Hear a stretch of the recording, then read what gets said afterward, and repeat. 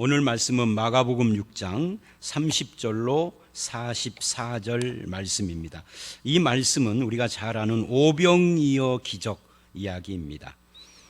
먼저 30절로 32절을 보시면 제자들이 사역 보고를 합니다. 낱낱이 보고를 했다고 그러죠. 그러자 예수님께서 이제 쉬어라 라고 말씀을 합니다. 너희는 따로 한적한 곳에 가서 잠깐 쉬어라 라고 말씀을 하는 거죠. 주님은 우리가 일에만 매여 사는 인생이 되는 것을 원치는 않습니다. 일을 할 때가 있고 그리고 쉴 때가 있는 거죠. 그러니까 일과 안식, 이 둘이 잘 조화를 이루는 것에 주님조차도 관심을 가지고 있다. 그래서 성경 전체의 주제 중에 또 하나가 안식이에요. 주님은 안식일의 주인이고요, 구원의 열매는 쉼입니다. 예수 그리스도 안에 들어왔다는 것은 안식의 땅에 들어간 이스라엘처럼 안식에 들어왔다 하는 의미이기도 해요.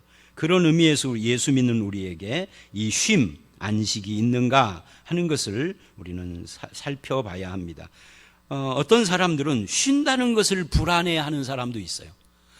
쉬니까 사는 맛이 안 난다고 그러고요. 저는 그런데요, 쉬는 날이 빨리 오기를 기대하고 있어요. 목회 그만두고 이제 은퇴를 하면 좀 이렇게 쉬고 싶어요.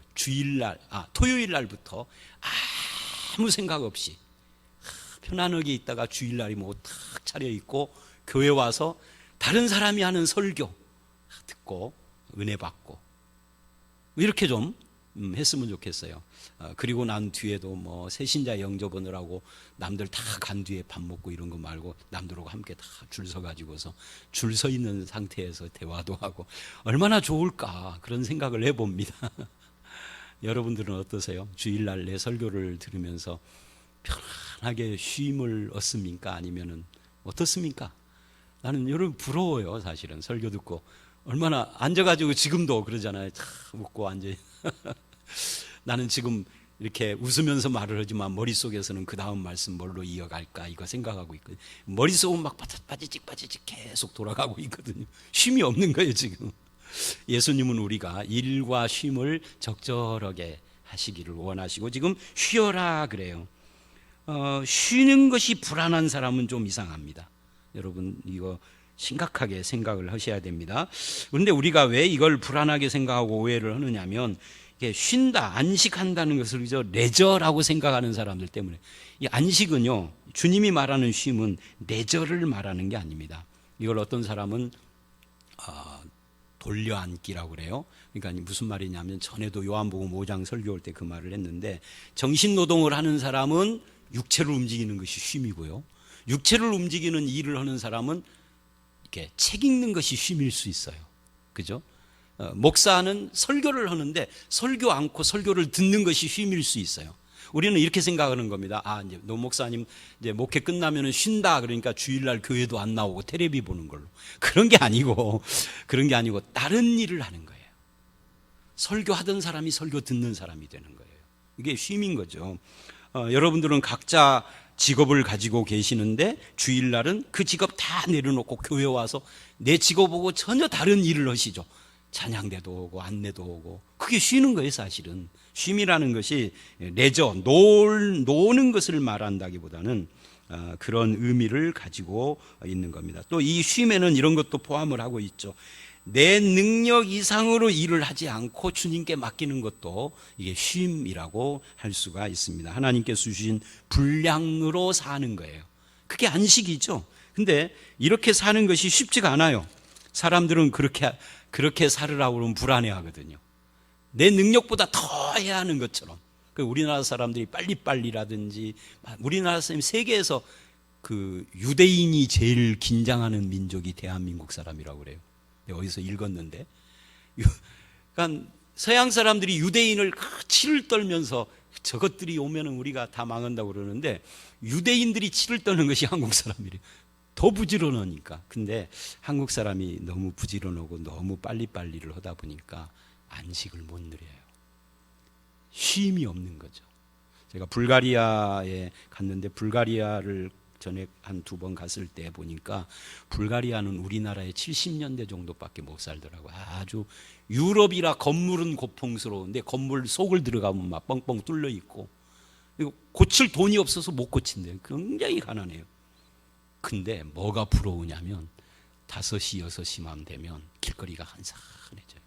다 가정으로 들어와서 뭐 돈을 많이 버는 사람이든 가난한 사람이든 할 것 없이 5시, 6시가 넘으면 다 가정에 가서 자녀들 오고 아내 오고 남편 오고 그렇게 보낸대요. 우리나라 사람들이 12시 안 하고 집에 안 들어가잖아. 밤문화. 그러니까 일도 막 죽어라고 하고 일 끝난 뒤에도 죽어라고 뭐 술 퍼먹고 놀고 그러다 보니까 안식이 없는 거예요, 사실은. 그러니까 이 안식, 주님이 쉬라 하는 이 말씀이 굉장히 와닿는 말씀이에요. 그러면서 33절, 34절을 보면 불쌍히 여기신다. 큰 무리를 보고 불쌍히 여기신다. 많은 사람들이 배 타고 건너시는 예수님과 제자들을 보고 도보로 달려가 먼저 맞은편에 가 있어요. 그 모습을 보고 예수님이 불쌍해요. 얼마나 저들이 의지할 데가 없으면, 목자가 없으면, 목자 없는 양 같은 거죠. 목자가 없으면 저렇게 예수님과 제자들은 배 타고 가는데 거기를 도보로 달려가서 먼저 가 있으니까 그렇게 목말라 한 거죠. 그러니까 불쌍한, 그 당시 유대 사회에는 수많은 목자들이 있었습니다. 자칭, 타칭, 바리새인, 서기관, 사두개인, 제사장, 이런 사람들이 있죠. 그런데 바리새인, 서기관은 율법의 집만 지우고, 제사장들은 직업적인 사꾼이고, 사리사욕만 쫓고, 열심당은 정치에만 관심을 가졌고, 사두개인들은 성경을 제대로 믿지도 않으니까. 오늘날의 우리들의 모습이에요. 유리방황하는 백성들이 그렇게 많습니다. 가나안 신자들. 예수는 믿지만 교회는 안 나가겠다. 그게 가나안 신자잖아요. 안 나가 신자. 그런데 이게 말도 안 되는 이야기지만 현실이 그래요. 저는 가나안 신자라는 말을 잘 안 씁니다. 왜냐하면 아무리 현실이 그래도 그걸 인정하고 싶지가 않아서. 그런데 사실은 교회는 그런 방황하는 신자들에게 관심이 없어요. 헌금만 강조하거나 분열해서 싸우기만 하고 권위만 내세우는 목사, 장로 이런 사람들. 그러니까 교회 와도 목자가 없는 거예요. 목사는 있는데 목자가 없는 거예요. 이게 참, 그래서 목자의 삶이 필요하다, 우리에게. 진정한 목자이신 예수를 소개하는 것이 목자의 삶이죠. 예수 없는 교회, 그래서 위로받지 못하고 안식을 얻지 못하는 신앙, 감격이 없는 예배, 진리와 영광보다는 추한 속임수와 뒷담화와 세속적인 타락에 피폐해진 그런 영혼들만 가득한, 참 목자이신 예수와 그 진리의 말씀에 목마른데 정작 찾아가 보면은 목자도 안 보이고 진리도 안 보이고, 교회를 오면은 더 목말라 피폐해지고, 그 분열 속에서 이거는 잘못 가고 있는 것이다 하는 것을 우리는 깨달아야 할 필요가 있습니다.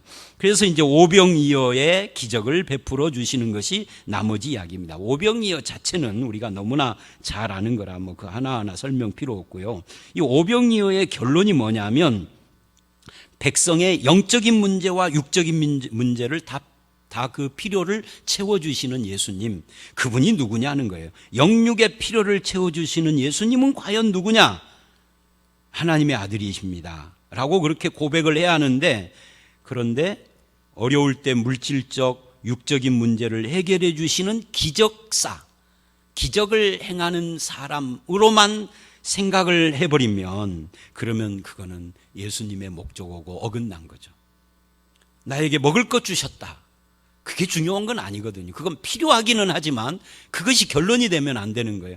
질병을 고쳐주셨다, 그거 중요하죠. 근데 그것으로 끝나면 아무 의미가 없어요. 그건 병원에서도 고쳐줘. 먹을 것 주는 것은요, 정부에서도 주어요. 요즘 마스크 정부에서 공급을 결정을 하니까 되잖아요. 조금이지만. 근데 그 정도는 교회 안 와도 줄 수 있는, 해결이 되고, 예수님이 아니어도 해결했어요.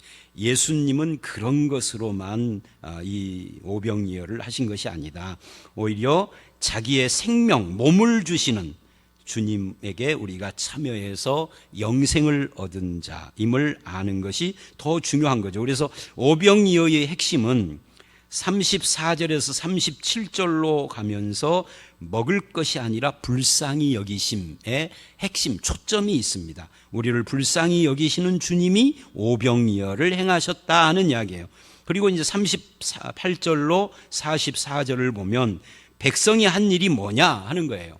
우리가 여기서 오병이어의 최대의 오해가 등장을 합니다. 흔히 많은 사람이 이런 말을 해요. 목회자들도 그러고 성도들도 그러고 한 소년이 오병이어를 바쳤다 그래요. 그런데 본문을 잘 보십시오. 여기뿐만 아니라 요한복음 6장에서도 오병이어가 나오고 그럽니다. 누가복음에도 나오고. 근데 거기 보면은 소년이 오병이어를 바쳤다라는 거 강조하지 않습니다.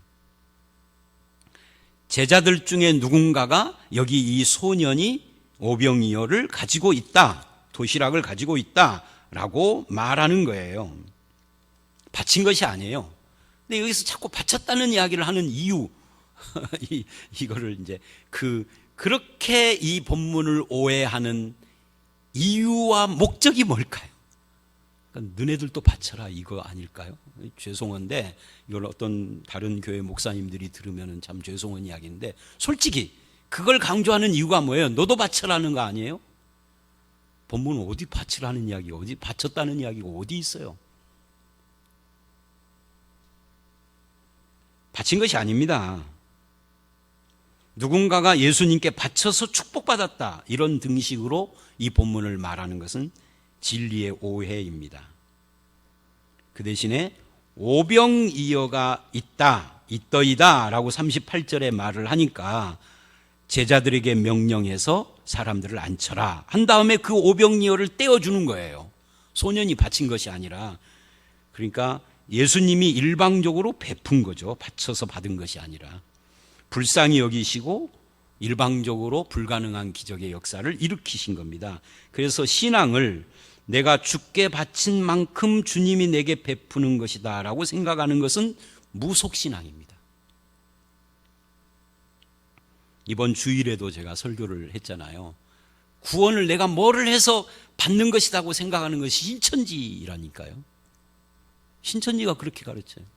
그래서 죽어라고 전도를 하는 거죠. 학업도 포기하고 가정도 포기하고 영생 얻으려고. 근데 기존 교회도 그렇게 가르친다면 이단스럽지 않아요? 성경이 그렇게 말하지 않는데 구원은 선물이에요. 오병이어도 주님이 떼주신 선물이지 바쳐서 얻은 축복이 아닙니다. 우리는 예수님의 은혜에 감격하는 자들입니다. 제가 이 이야기는 여러 번 이야기를 했는데 양은순 씨가 쓴 책 중에 이런 책이 있어요. 제목이 억울함일까 황송함일까. 오래된 책입니다만은 그 책 제목을 딱 보면은 금방 무슨 말을 이 책이 하는지 딱 감이 잡히잖아요.